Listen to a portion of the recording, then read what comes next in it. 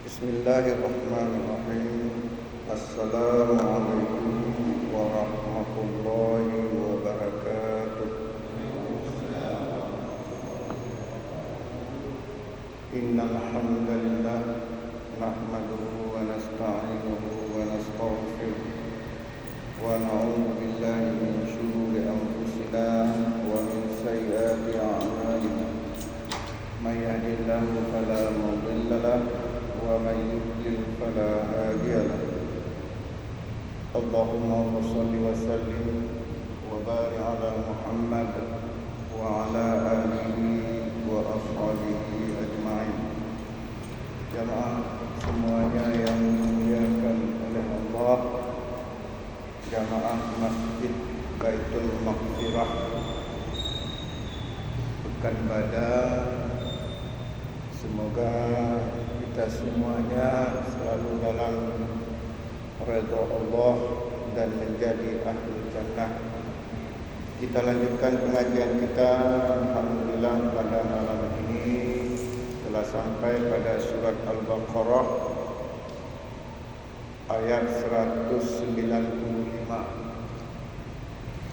Setelah pada pertemuan yang lalu kita membahas tentang berperang di bulan haram dan juga tentang qisas. Kita mulai. A'udzu billahi minasy syaithanir rajim.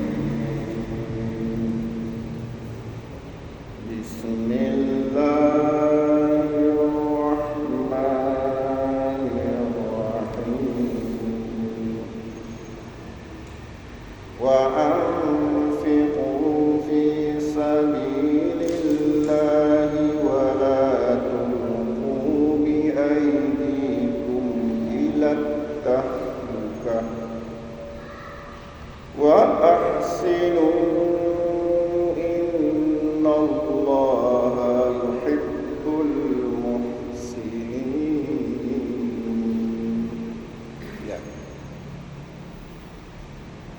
Dalam ayat ini Allah berfirman, wa anfiqu fi sabilillah, dan berinfaklah di jalan Allah. Hamba Allah, dalam berinfak ini ada beberapa hal yang harus kita pahami, dan mungkin di antara jemaah juga sudah memahaminya. Yang pertama, bahwa berinfak, bersedekah dan sebagainya, ada wakaf, ada hibah, ada hadiah, ada zakat dan sebagainya. Intinya apa? Kita mengeluarkan harta benda kita, berinfak. Ya. Yang pertama, infak itu hukumnya ada yang wajib, ada yang sunat. Ada yang wajib, ada yang sunat. Yang wajib apa? Zakat. Nafkah suami terhadap keluarganya. Ya, kullukum ra'in wa kullukum mas'ulun an ra'iyati. Ar-rajulu ra'in fi ahlihi wa huwa mas'ulun an ra'iyati.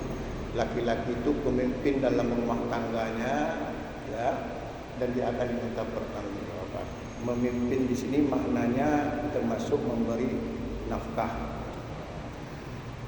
Itu contoh nafkah yang wajib, zakat. Atau barangkali dunia sedang bencana, ya. Ini ada, ya. Sedang bencana, orang kelaparan,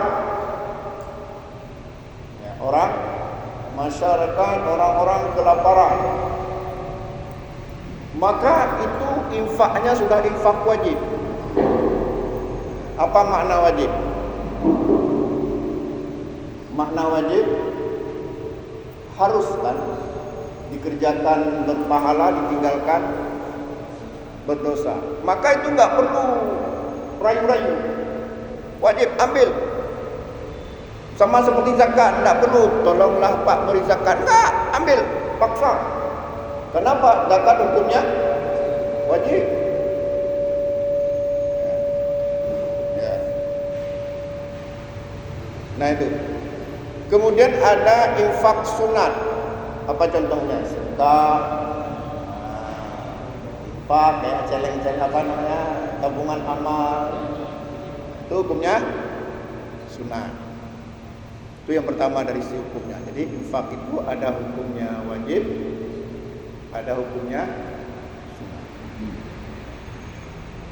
Itu infak dalam pengertian yang umum ya, dalam pengertian yang kedua, berinfak. Nah, di situ maksudnya juga termasuk sedekah dan lain-lainnya. Itu pahalanya luar biasa. Dalam surat Al-Baqarah ayat 264 dan 261 264 ya.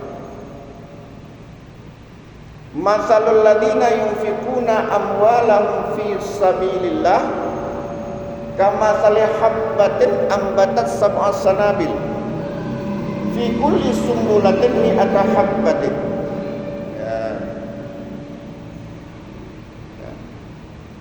Al-Baqarah 261 antara 261 sampai 264. Masalul ladina yunfikuna amwalahum fi sabilillah kamathali habbatin ambatat sab'a sanabil fi kulli sumbulatin mi'ata habbatin. 261. Apa artinya? Perumpamaan orang-orang yang menginfakkan hartanya di jalan Allah seperti menanam sebutir biji yang kemudian tumbuh 7 tangkai. Pada setiap tangkai fi kulli sumbulatin tumbuh lagi 100 mi'ata habbatin, 100 biji. Jadi perumpamaan orang-orang yang menginfakkan hartanya di jalan Allah seperti menanam sebutir biji, kemudian tumbuh 7 tangkai. Pada setiap tangkai yang 7 itu tumbuh lagi 100. Berapa semuanya? 700.000. 700. Kalau misalnya kita menginfakkan 1.000, kemudian tumbuh 7 tangkai jadi 7.000. Pada setiap 7.000 lagi tumbuh lagi 100 menjadi 700.000. Tapi masalahnya apa tumbuh apa tidak? Ada yang mati kadang-kadang. Kenapa mati ya? Coba perhatikan ayat selanjutnya 264.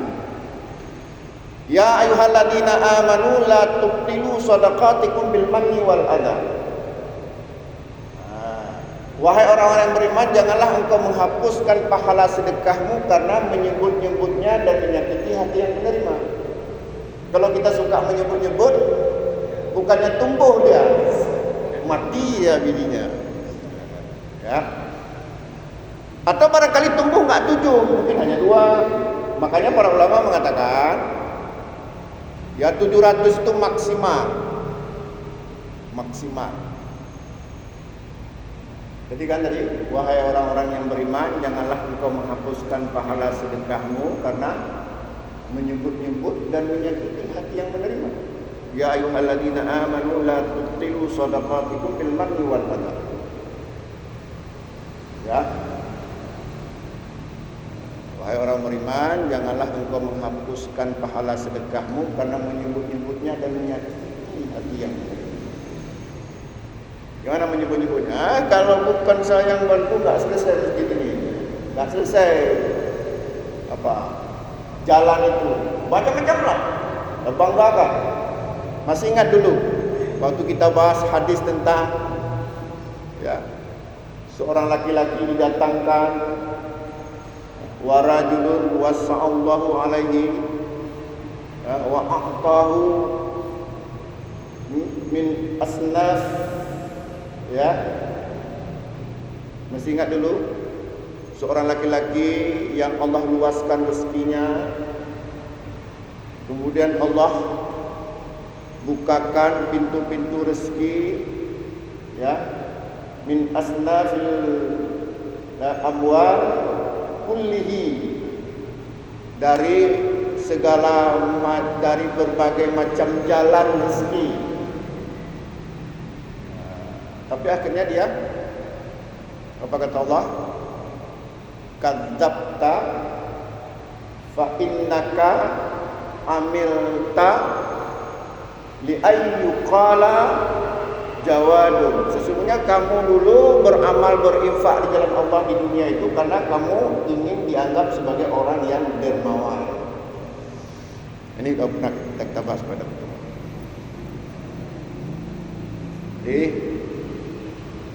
Jadi begitu. Yang pertama, pahala kita berinfak itu sangat besar.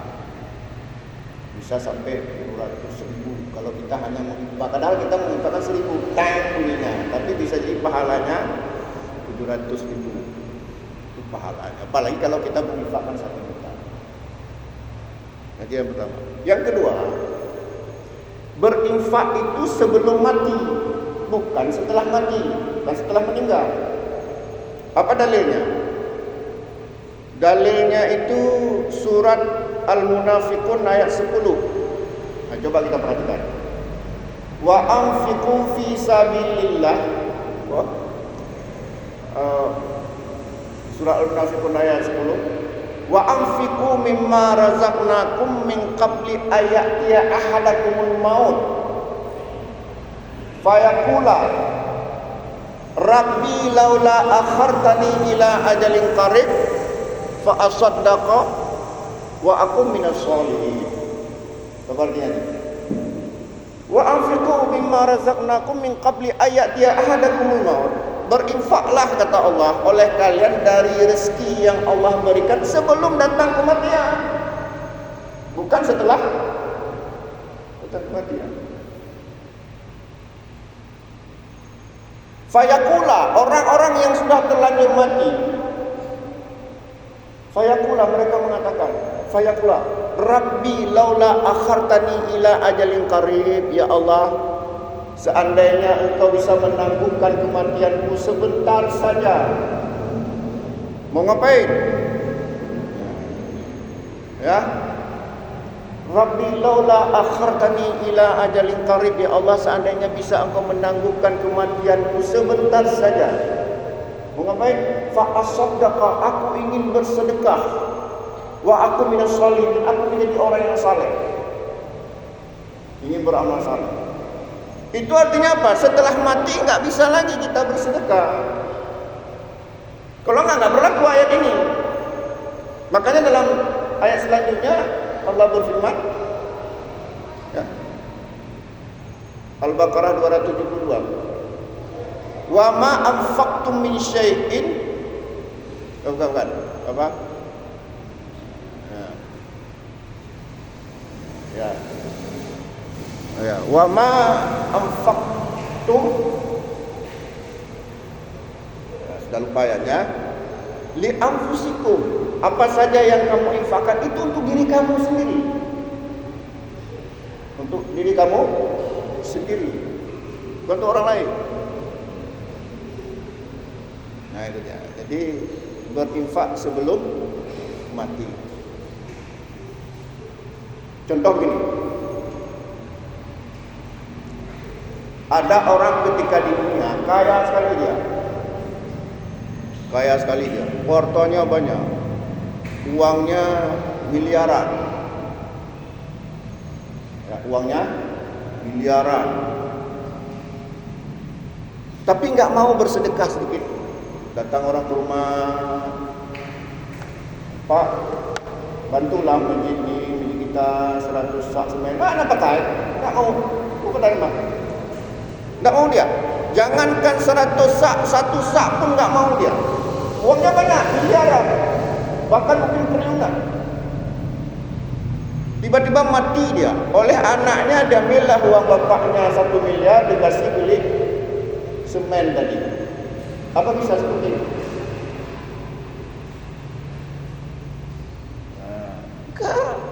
Kenapa? Setiap amal itu mesti ada niatnya. Innamal a'malu binniat. Dan orang berniat itu ketika masih hidup. Ya, makanya tadi apa yang kamu infakkan, kata Allah, li anfusikum, itu hanya untuk diri kamu sendiri. Ini kita enggak. Begitu meninggal, siapa meninggal, datang anaknya, ambil harta orang tuanya, bersedekah sana, bersedekah sini, buat apa macam-macam, bantu sana. Harapannya apa? Orang tuanya dapat kiriman pahala. Kalau begitu apa juga arti ayat tadi? Bahwa berinfak itu sebelum mati. Orang yang terlanjur mati bahkan menyesal ingin diundurkan mati untuk apa? Untuk bersedekah. Kalau bisa bersedekah oleh anak kita, oleh orang yang masih hidup, untuk apa ayat itu? Tinggal pesan aja. Kecuali begini, kecuali sebelum meninggal dia berpesan, berwasiat. Nyop udah mati, cok peng ayah 1 miliar bantu masjidnya dia. Kenapa? Dia sudah berniat ketika menulis surat wasiat, dia sudah berniat. Tapi berwasiat harta tidak boleh lebih dari 1/3. Nah, itu dia. Jadi yang kedua, berinfak itu sebelum mati. Sebelum mati. Ya. Yang ketiga, yang pertama dari hukumnya ya. Yang kedua tadi fadilahnya. Yang ketiga, jadi berinfak sebelum. Yang keempat, orang yang sering berinfak nggak akan rugi. Allah berfirman, wa ma anfaqtum bi syai'in min syai'in wa ma anfaqtum min syai'in, ya, fahuwa yukhlifuhu. Apa saja yang kamu infakkan maka Allah akan menggantikannya. Itu As-Saba ayat 39. Wa ma anfaqtum min syai'in, ya, fahuwa yukhlifuhu. Apa saja yang kamu infakkan Allah akan menggantikannya. Wa huwa khairur raziqin, dan Allah sebaik-baik pemberi rezeki. Jangan takut. Kita sumbang ke masjid ini misalnya 100 juta, Allah kasih ganti dengan cara yang tidak disangka-sangka, dapat uang lebih dari 100 juta. Makanya jangan heran ya, kita lihat orang yang sering berinfak itu dia makin kaya dia. Makin kaya, makin berlimpah. Nabi juga mengatakan, ma naqasa malul abdi min sadaqatin, tidak akan berkurang harta seorang hamba Allah karena dia bersedekah. Dalam riwayat yang lain, riwayat Imam Muslim, Nabi bersabda, ma naqasat sadaqatu, ya, min malin, tidak akan berkurang harta karena bersedekah. Justru berkurang harta kita karena bakhil. Pelit sekali. Coba kita lihat ya, orang yang dermawan.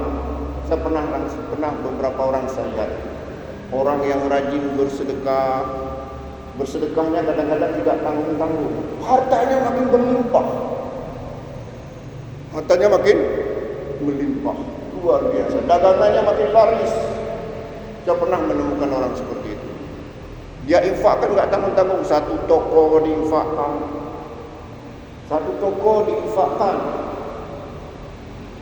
Kalau saya lihat, kalau dia taruh ke celeng, apa celeng-celeng itu artinya tabungan amal itu merah-merah sampai 4 biji, pluk, merah-merah 4 biji berapa? 400.000, pluk, mudah. 500.000 mudah. Tanya kau dah pilih pendek. Boleh juga lah. Jadi tidak akan berkurang orang yang harta orang yang suka berinfak.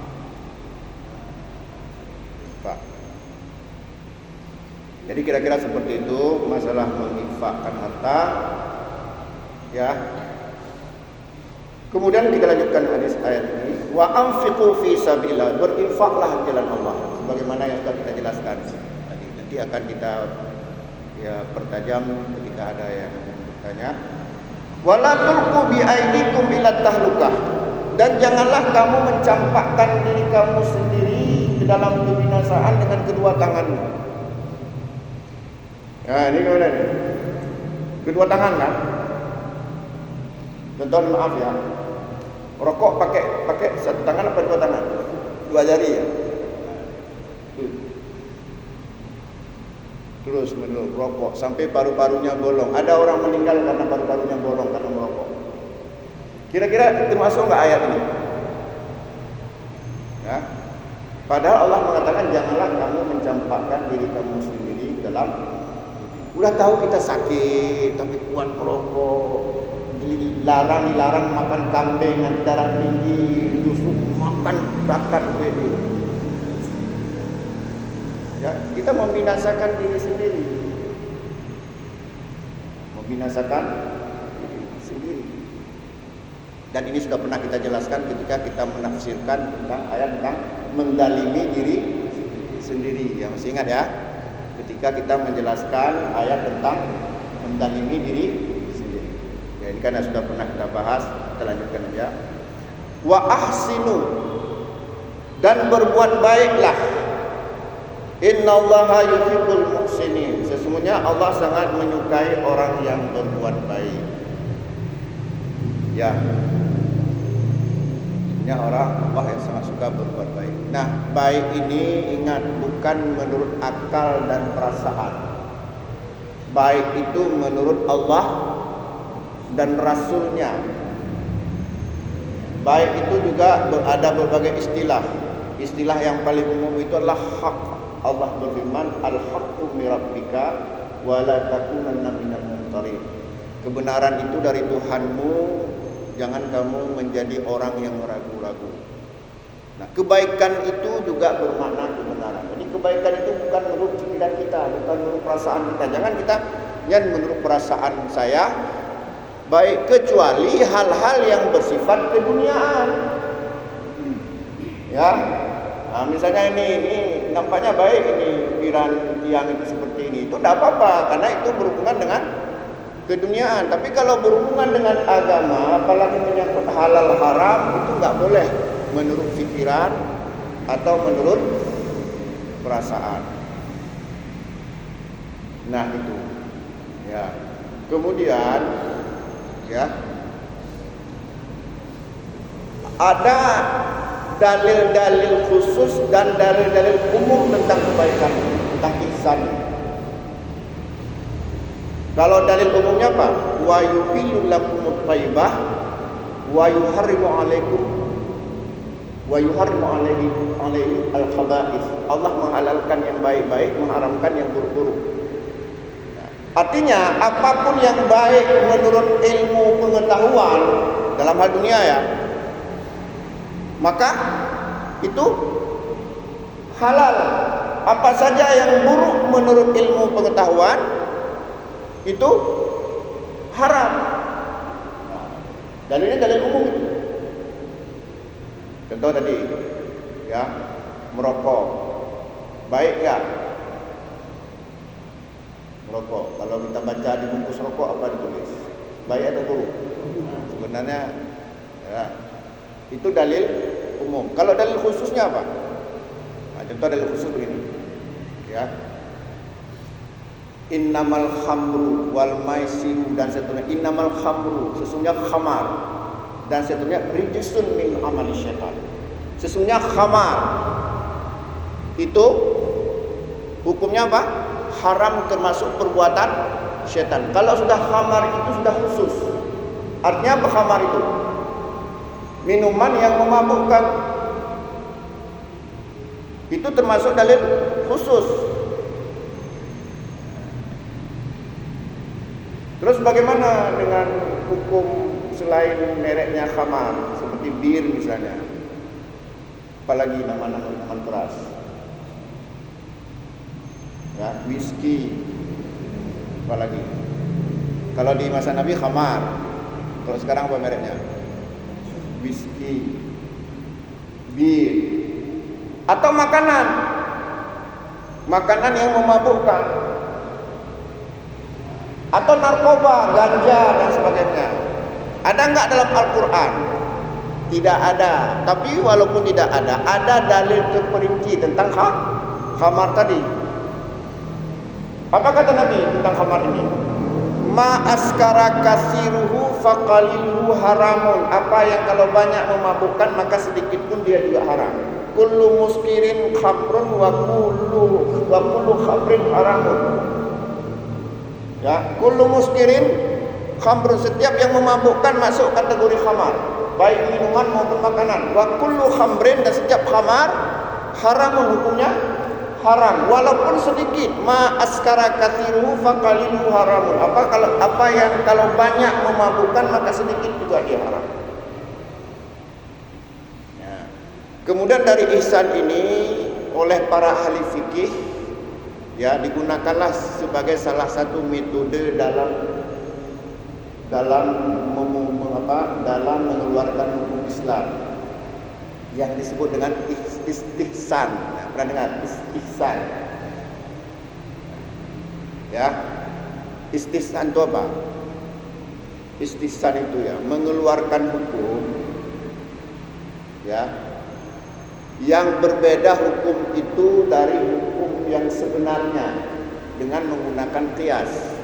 Contoh gini, contoh yang kejadian di masa Umar. Kan dalam ayat dikatakan apa? Tentang pencuri. Ya. Wasariqu wasariqatu faqtulu aydiyahum. Kan gitu. Pencuri laki-laki dan pencuri perempuan, maka potonglah tangan di antara keduanya. Tapi di masa Umar pernah tidak memotong tangan. Padahal hukumnya tadi apa? Memotong tangan. Kenapa Umar tidak memotong tangan? Kalau dipotong tangan, dia nggak bisa berikan lagi nafkah untuk keluarganya. Paham ya? Kalau dipotong tangannya, keluarganya kelaparan. Maka Umar mengganti hukum yang lain. Ini namanya istihsan. Tapi Imam Syafi'i menentang keras istihsan ini. Imam Syafi'i tidak setuju.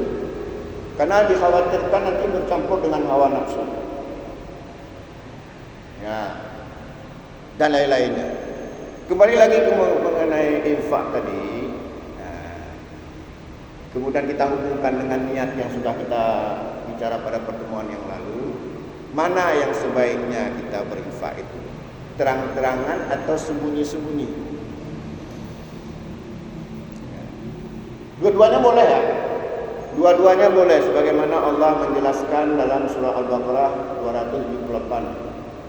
Alladzina yunfikuna amwalahum bil-laili wan-nahari sirran wa alaniyatan falahum ajruhum 'inda rabbihim fala khaufun 'alaihim wa lahum yahzanun. Orang-orang yang menginfakkan hartanya siang dan malam secara sembunyi-sembunyi maupun terang-terangan,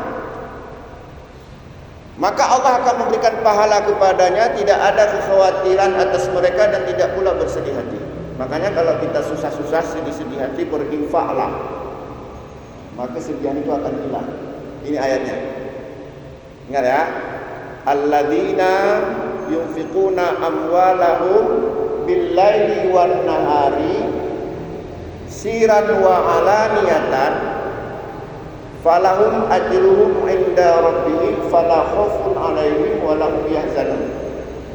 Orang-orang yang menginfakkan hartanya siang dan malam, baik secara sembunyi-sembunyi ataupun terang-terangan, maka Allah akan memberikan pahala kepada mereka. Mereka tidak akan bersedih hati. Fala khaufun 'alaihim, mereka tidak akan takut, wa lahum yahzanun, dan tidak bersedih hati. Makanya ada ulama mengatakan obat sedih itu bersedekah.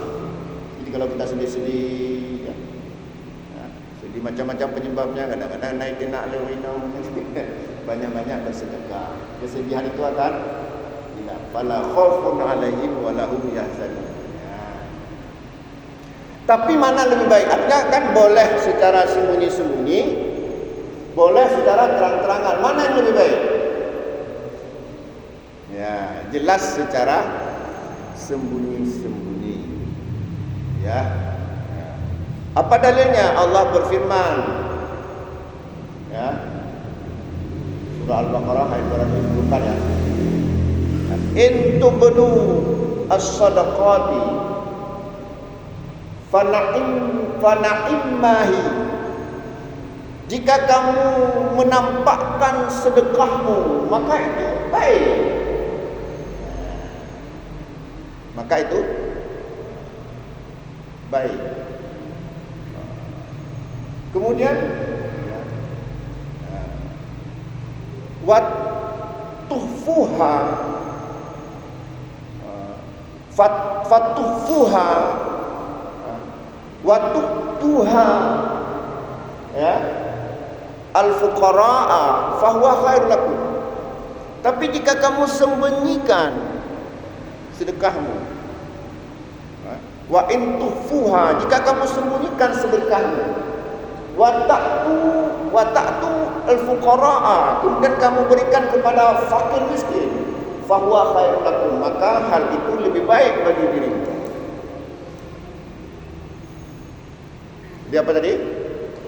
Kalau kita menampakkan sedekah, bagus. Tapi jika kita sembunyikan dan kita berikan diam-diam kepada fakir miskin, itu lebih baik.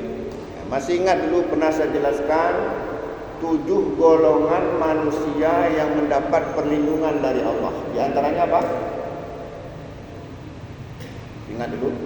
Warajulun tasaddaqa bisadaqatin fa akhfaha hatta la ta'lamu ma tunfiqu shimaluhu, hatta la ta'lamu shimaluhu ma tunfiqu yaminuhu.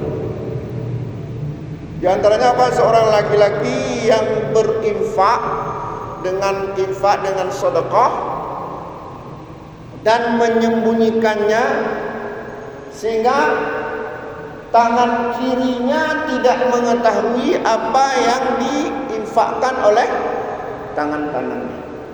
Ya, berarti kesimpulannya, ya, boleh kita bersedekah terang-terangan, diumumkan misalnya, boleh. Tapi lebih bagus lagi jika kita bersedekah, berinfak secara sembunyi-sembunyi. Apalagi kalau kita tidak bisa menjaga hati. Ya, apalagi kadang-kadang kan jumlahnya beda-beda kan. Diumumkan Sulaiman 1 juta. Nah, kemudian Ibrahim 50 juta. Jadi kalau saya kan 50 juta, dia 1 juta. Nah, ini yang hati-hati begini. Makanya kadang-kadang kenapa orang hamba Allah. Ada pertanyaan, silakan. Ya. Ya.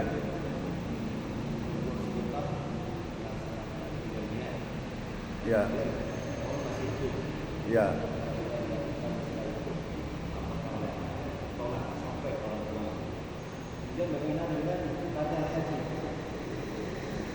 Ya, bagus. Ya, begini. Kalau misalnya orang tuanya di dunia ini memang dia berazam bersedekah, dia sudah berniat di hadapan Allah, timyolung kaya, kalau siap punya uang, ya, kemudian saya akan bersedekah. Tapi belum kaya-kaya masalahnya. Dia sudah azam kepada. Begitu dia kaya, oleh anaknya diambil itu sampai. Kenapa? Ketika di dunia dia sudah ada niat. Kan innamal a'malu kayak ibadah misalnya. Walaupun ibadahnya sempurna tapi enggak ada niat, sah enggak? Salatnya misalnya orang salat tapi enggak ada niat, enggak sah kan? Makanya niat itu jadi rukun. Ya. Tapi kalau misalnya orang tuanya memang tidak ada niat sama sekali, ya, walaupun dia kaya, bakhil, maka itu tidak sampai. Itulah seperti ayat tadi, wa anfiqu mimma razaqnakum min qabli ayatiya ahadakumul maut fa yaqula rabbi laula akhartani ila ajalin qarib fa saddaqa wa akun sholihin. Nah, sekarang bagaimana jika orang tua tidak berniat sama sekali karena dia miskin, tiba-tiba anaknya kaya, lantas kemudian dia bersedekah untuk orang tuanya yang sudah meninggal. Nah, ini hamba Allah sejauh penelitian saya itu yang dapat pahala cuman anaknya saja. Itu sesuai juga dengan hadis Nabi, idza mata ibnu adam inqata'a amaluhu illa min salasin. Jika meninggal anak Adam maka terputuslah amalannya kecuali 3. Yaitu pertama apa? Sedekah jariyah, al-ilmu yuntafa'u bi, walidun shalihun yad'ulah, anak yang saleh yang mendoakan. Tetapi ini memang ya terjadi banyak perbincangan di kalangan ulama. Ada yang mengatakan boleh, ada yang mengatakan sampai, ada tidak. Itu udahlah, masalah itu masing-masing sajalah. Jangan kita memperuncingnya. Ya, tapi secara prinsip begitu, bersedekahlah. Ini ayat Al-Quran soalnya kan jelas sekali ayat. Kalau Al-Quran itu kan sudah tidak ada lagi perbedaan sebenarnya. Cukup jelas ya. Wa anfiqu mimma razaqnakum min qabli ayatiya ahadakumul maut fayaqula rabbi laula akhartani ila ajalin qarib fa asaddaqa wa akun minasholihin. Berinfaklah oleh kalian sebelum datang kematian. Dan orang-orang yang sudah terlanjur mati, mereka mengatakan, ya Allah, seandainya Engkau bisa menangguhkan kematianku sebentar saja, aku ingin bersedekah. Para ahli tafsir membahasnya, itu artinya bersedekah itu sebelum meninggal. Kemudian bagaimana dengan badal haji? Badal haji itu apabila seorang tua kita itu sudah berazam, betul-betul sudah dapat nomor apa namanya? Nomor antri.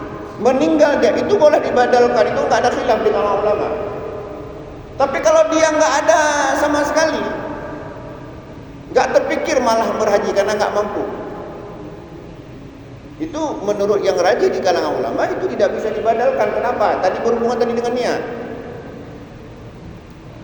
Memang kalau kita tanya anak kecil, kamu ada niat haji? Ya ada.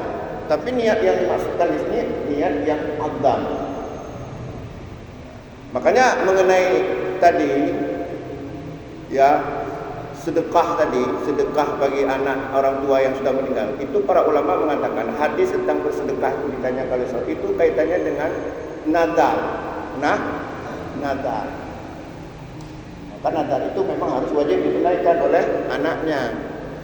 Nah, jadi oleh karenanya ya kalau orang tua kita misalnya dia memang sudah berusaha kumpul uang naik haji walaupun hanya baru 5 juta, nyonyok mak kumpul peng, tapi napeng 5 juta, mak tabung-tabung sedikit, itu dibolehkan badal haji. Kenapa? Dia sudah membuktikan dirinya di hadapan Allah, dia ya ingin berhak.